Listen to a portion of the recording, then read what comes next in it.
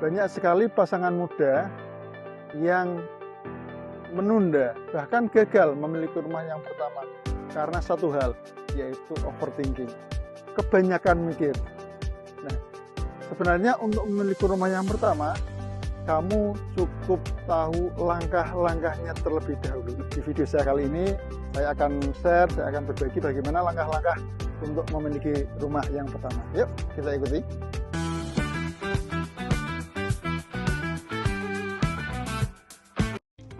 Oke, yang pertama adalah rubah dulu mindsetnya.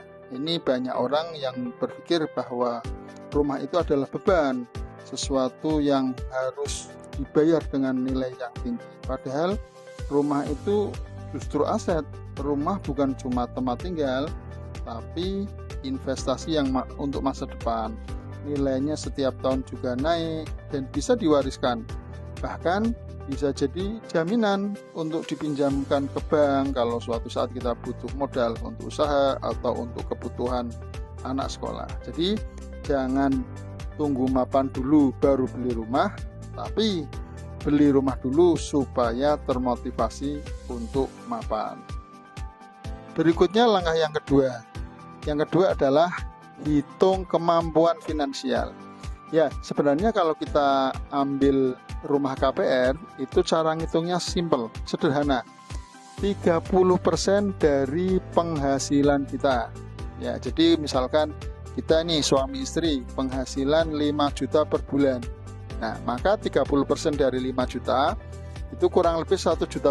Nah, kalau 1,5 juta itu cukup untuk ambil rumah KPR dengan cicilan per bulannya 1,5 juta. Ya, seperti rumah subsidi itu sangat masuk dengan penghasilan 5 juta per bulan.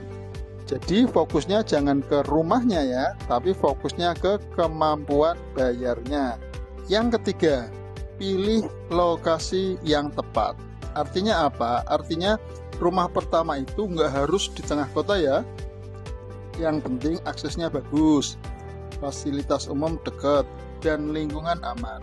Justru banyak lokasi pinggiran yang potensinya malah naik cepat secara harga. Misalnya di daerah Pekalongan, itu ada di Wiradesa, di Bojong, di Wonopringgo, Kajen, dan seterusnya.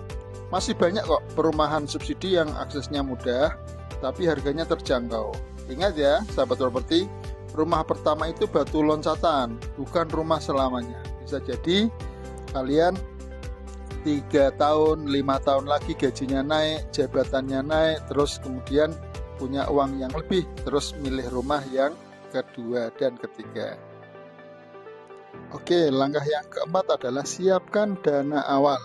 Ya, banyak sekali yang kaget karena ternyata beli rumah itu bukan cuma bayar DP, ada juga bayar biaya notaris, biaya BPHTB, balik nama, asuransi, provisi, dan seterusnya. Tetek bengeknya banyak sekali. Makanya mulai sekarang sisihkanlah minimal 10-15% dari penghasilan bulananmu agar sahabat properti bisa punya tabungan untuk bayar DP, untuk dana di awal.